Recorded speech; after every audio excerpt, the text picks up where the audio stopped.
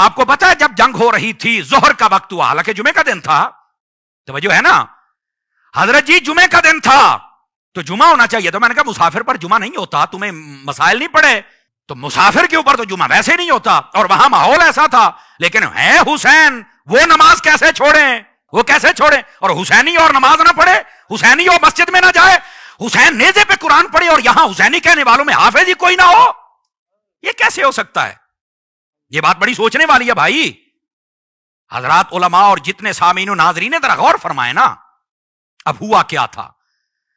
آپ کے پاس جس صحابی نے آپ کو آ کے کہا اور رو کے کہا تھا، کہنے لگے حضور نماز ظہر کا وقت ہو گیا ہے، لڑائی تو ادھر سے جاری ہے لیکن میں چاہتا ہوں کہ حضور اے امام پاک، یہ صحابی رسول حضرت حبیب ابن مظاہر، آپ کی ہسٹری پڑھو، اس میں لکھا ہے، کہا کہ حضور آپ جماعت کرائیں، میں چاہتا ہوں کہ آپ کے پیچھے نماز پڑھوں.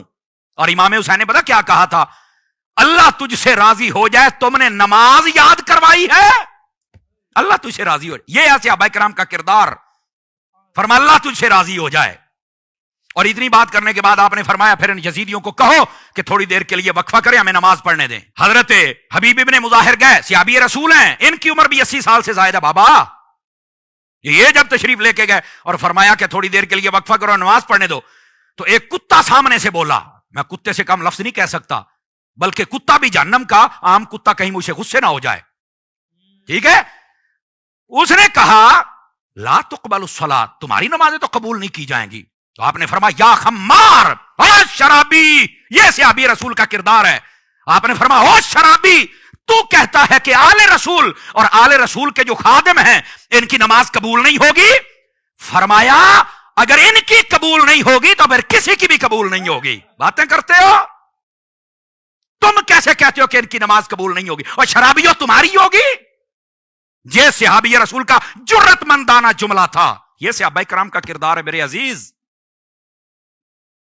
اور جب آپ نے یہ جملہ بولا تو سامنے سے چاند ایک اور جہنمی کتے لپکے. تکرار بڑی قبل اس کے کہ یہ امام علی مقام کی اقتداء میں یہ صحابی رسول نماز پڑھتے.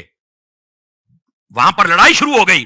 لیکن اگلے جملے پر ذرا دل تھام کے میری بات سننا حاضرین و سامعین و ناظرین، اور وہ یہ ہے کہ جب آپ نے ان کے ساتھ لڑنا شروع کیا تو ایک ہی مقابلے میں 65 یزیدیوں کو واصل جہنم کر دیا تھا آپ نے، 65 لوگوں کو. یہ ہے صحابہ کرام کا کردار بھائی. کمال والی بات ہے یار. تم کہتے ہو صحابہ کرام نے کیا کیا ہے؟ 9 محرم کی رات کی داستان دیکھو.